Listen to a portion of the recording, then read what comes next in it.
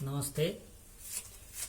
आजको यो सामग्री मैले कक्षा 10 का विद्यार्थीहरूको लागि साइन्स विषयको लागि तयार गरेको छु।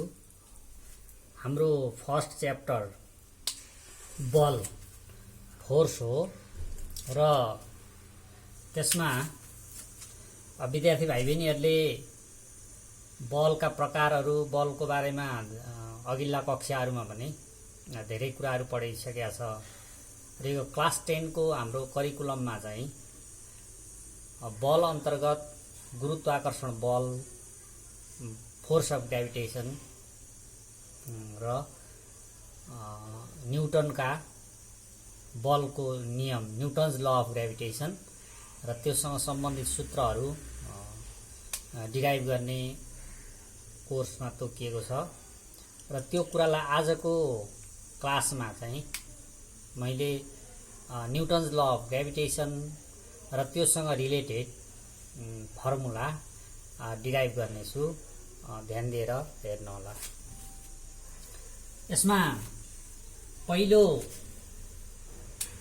हामीले न्युटन्स ल अफ ग्रेभिटेसन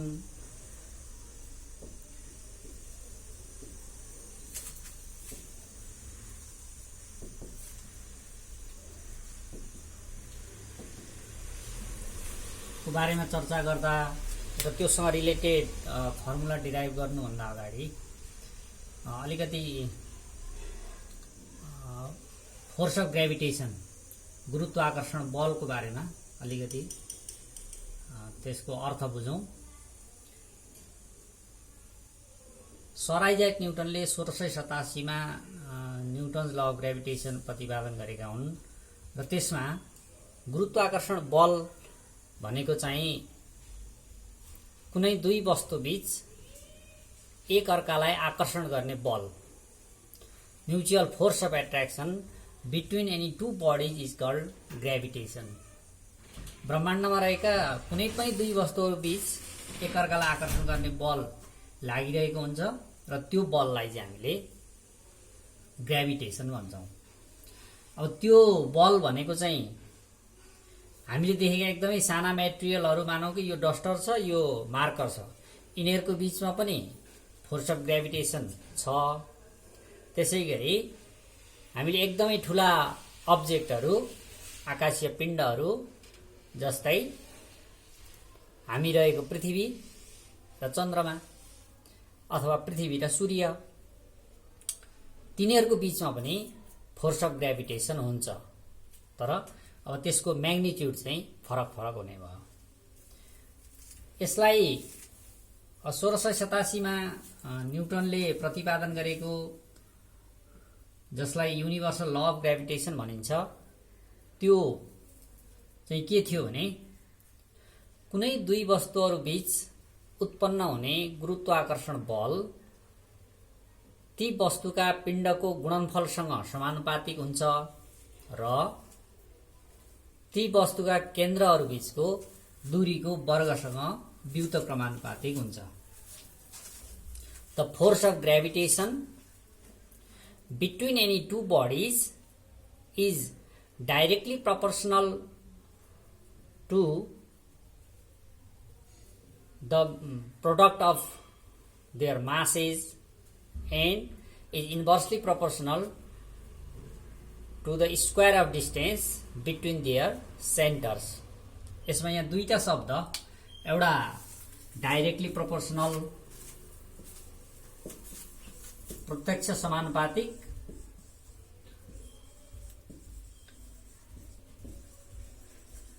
यसलाई हामीले म्याथमेटिकल डेरिभेसनमा यो साइन युज गर्छौं भने इन्भर्सली प्रोपोर्सनल को अर्को छ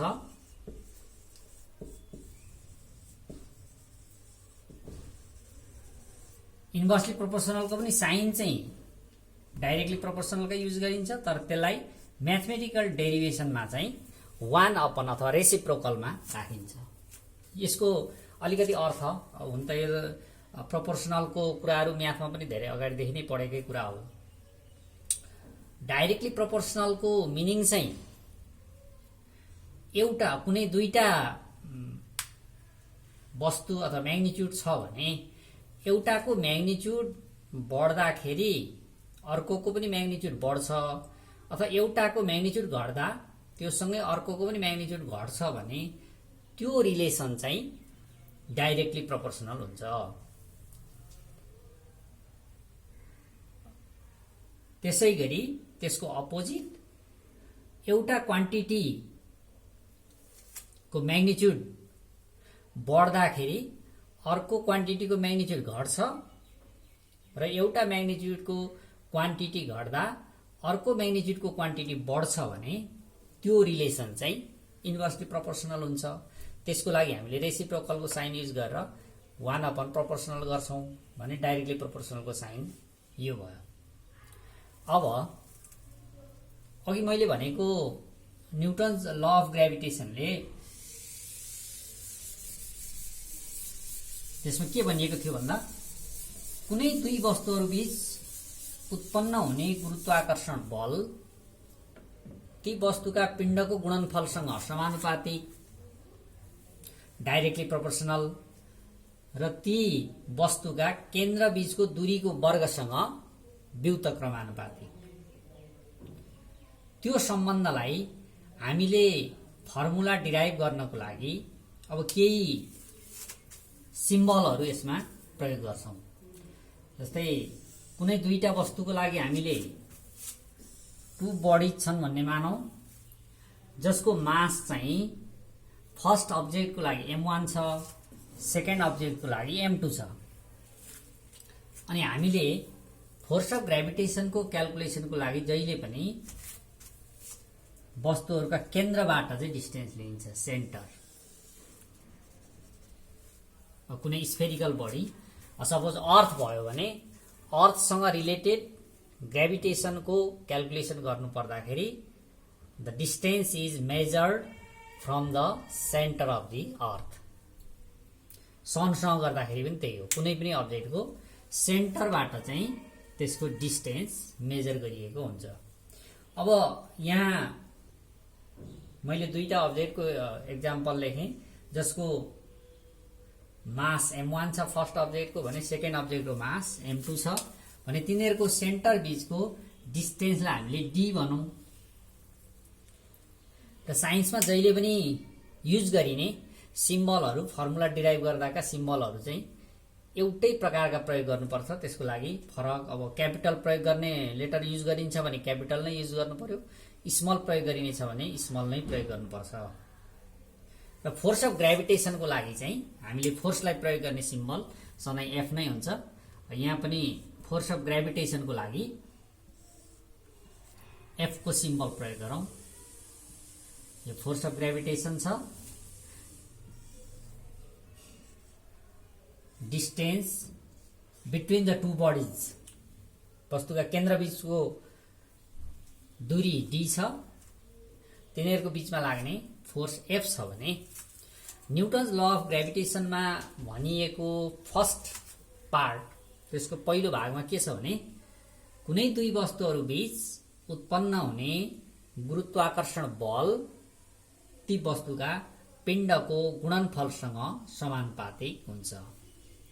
force of gravitation between any two bodies is directly proportional to the product of their masses. अब यसलाई हामीले म्याथमेटिकल टर्म्समा लेख्दाखेरि here force of gravitation is F. F is directly proportional.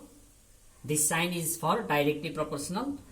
F, force of gravitation, is directly proportional to product of the masses. Here masses are, for first object it is m1 and second object it is m2. यो हाम्रो Newton's law of gravitation को first part को mathematical expression हो। Force of gravitation F is directly proportional to the product of the masses, that is m1 into m2. अब हामी second पार्टलाई हेरौं। Second पार्टमा चाहिँ के भनिएको छ भने it is related to distance between the two bodies, दुईटा वस्तु बीचको दूरीसँग रिलेटेड छ सेकेन्ड पार्ट। त्यसमा के भनिन्छ भने त्यो गुरुत्वाकर्षण बल वस्तुहरूका केन्द्र बीचको दूरीको वर्गसँग व्युत प्रमानुपातिक हुन्छ। Force of gravitation is inversely proportional to the square of the distance between their centres. अब यसलाई हामीले एक्सप्रेस गर्ने हो भने अब यसको 1 को लागि चाहिँ हामीले किपिङ डिस्टेन्स कन्स्टेन्ट पनि भन्न सक्नु पर्यो। किपिङ डिस्टेन्स कन्स्टेन्ट, यो चाहिँ डिस्टेन्स चाहिँ कन्स्टेन्ट राखेको अवस्थाको कन्डिसन हो भने अहिलेको सेकेन्ड पार्टमा हाम्रो के भयो त भन्दा F is inversely proportional to the square of the distance between their centres. साइन प्रोपोर्सनलकै हुन्छ तर रेसिप्रोकलमा लेखेपछि 1/d स्क्वायरमा लेखेपछि यसको मिनिङ के भयो त भन्दा F is inversely proportional to the square of the distance between their centres. For the second equation, the condition is keeping mass constant. यसमा मास चाहिँ कन्स्टेन्ट छ।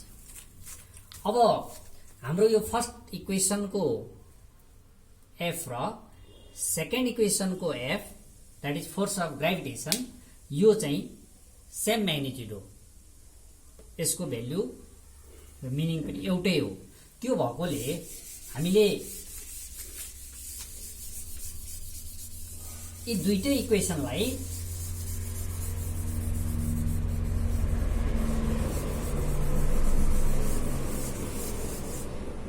एउटै सिंगल इक्वेसनमा एक्सप्रेस गर्न सक्छौं। Both are same. यो भएपछि from equation 1 and 2, equation 1 and 2, we get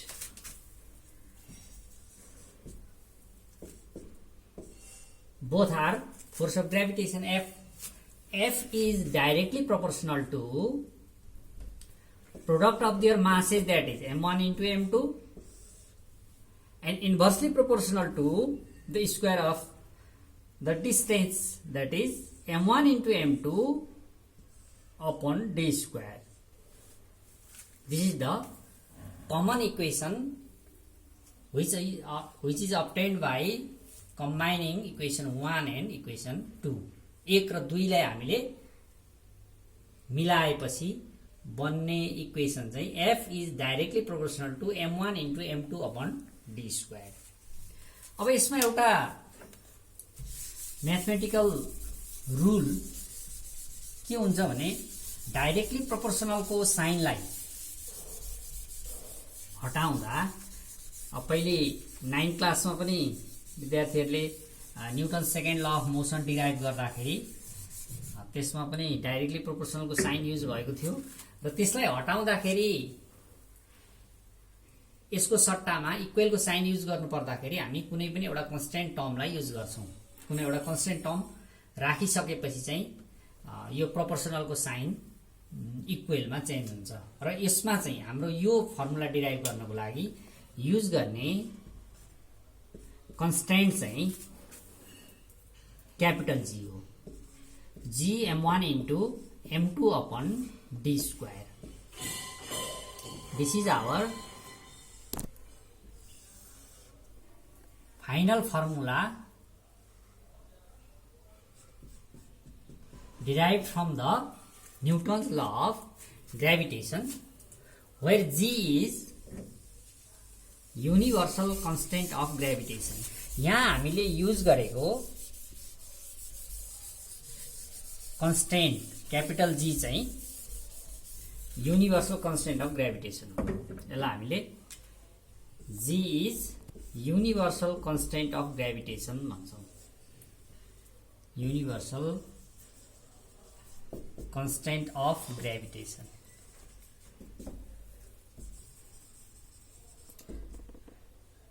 अब यसको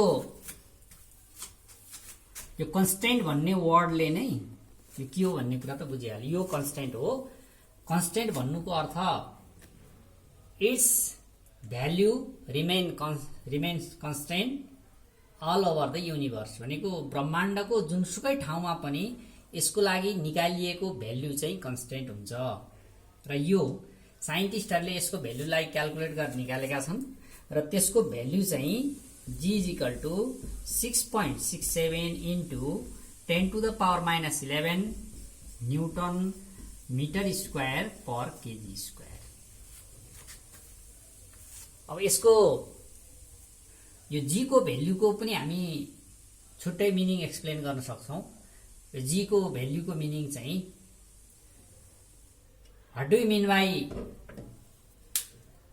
the value of capital G, that is universal constant of gravitation, is 6.67 into 10 to the power minus 11 newton metre square per KG square भन्यो भने चाहिँ यसको magnitude को अर्थ के हुन्छ भन्यो भने त्यसलाई हामीले यसरी एक्सप्लेन गर्नुपर्छ। यसमा suppose there are two bodies, each of mass is 1 kg। दुईटा वस्तु छन्, प्रत्येकको मास चाहिँ युनिट मास 1 केजी छ and distance between the two bodies is 1 metre. Distance between their centres is 1 metre. Then in this condition force of gravitation will be equal to the value of G, that is 6.67 into 10 to the power minus 11 Newton, which is known as the universal constant of gravitation। यसको मिनिङलाई हामीले यसरी बुझ्नु पर्यो। फेरि एकपटक दुईटा अब्जेक्टहरु छ 1 KG को र तिनीहरु बीचको डिस्टेन्स चाहिँ 1 मिटर छ भने त्यो वस्तु बीचको गुरुत्वाकर्षण बल फोर्स अफ ग्रेभिटेसन चाहिँ कति हुने भयो त युनिभर्सल कन्स्टेन्ट अफ ग्रेभिटेसन को बराबर हुन्छ। त्यो भनेको 6.67 into 10 to the power minus 11 Newton. यो भनेको एकदमै थोरै फोर्स हो, ज्यादै कम फोर्स र फोर्सका धेरै प्रकारहरू मध्येमा यो फोर्स अफ ग्रेभिटेसन चाहिँ एकदमै कम म्याग्निट्युड को फोर्समा पर्छ। यद्यपि अब पृथ्वी सूर्यहरु बीचको त एकदमै ठूला अब्जेक्टहरु भइसकेपछि त तिनीहरुको मासको प्रोडक्टले गर्दा त्यसको भ्यालु धेरै आउन जान्छ।